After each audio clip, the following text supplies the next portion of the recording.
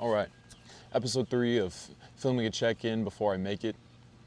Um, Man, I've been really thinking recently. If you're anything like me, then you've tried a lot of different things in life. You've had a lot of different goals, a lot of really, really good ideas, and you might be even really good at what you do um, whenever you actually execute it. But these ideas of creating something for your future self that can provide value to people in this world, creating something that will build a lasting a lasting impact, a lasting career for yourself and your family in the future.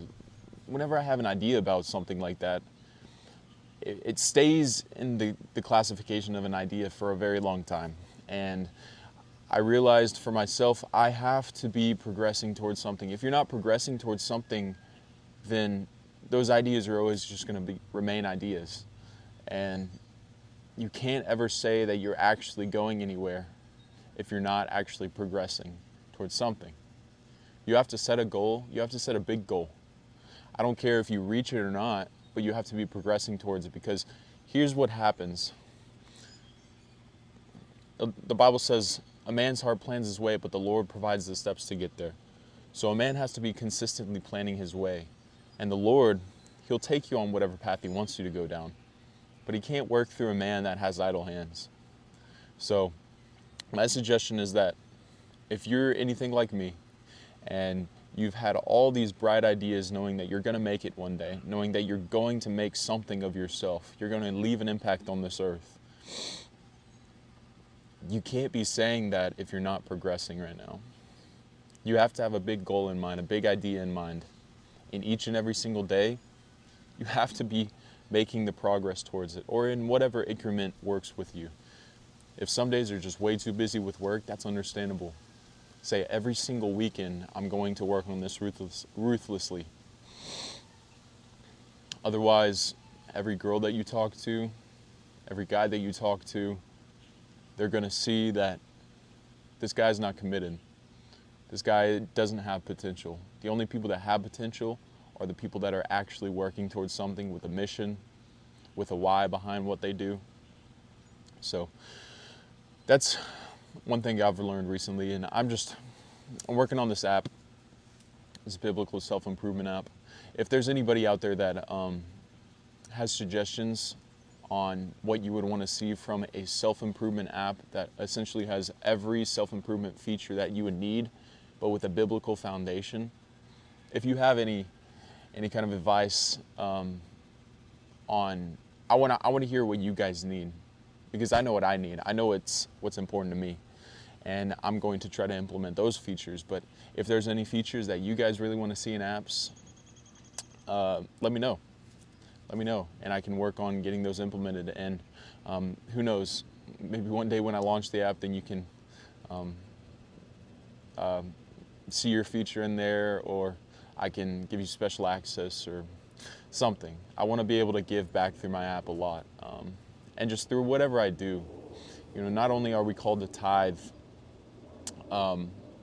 as Christians, but we're also called to give to those who are in need. And I know for myself, as a young man trying to become more of a biblical man, I knew how important money was.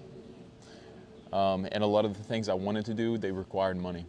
So I see a big pillar in improving yourself is becoming financially understanding, to understand yourself financially and realize what you need to succeed. There's a lot of careers out there that you need kind of a hefty upfront investment to get into. So I want to be able to give back whenever I have a platform that is able to give to other people. When they are giving to me, I want to be able to give back a large portion of what I make every single time. So anyways, this is just a check-in. It's kind of funny thinking about it. I know one day I'm going to look back on these and realize how ratchet they are. I mean, some of the locations that I film, and they're kind of ratchet. I don't have anything figured out. by any means right now.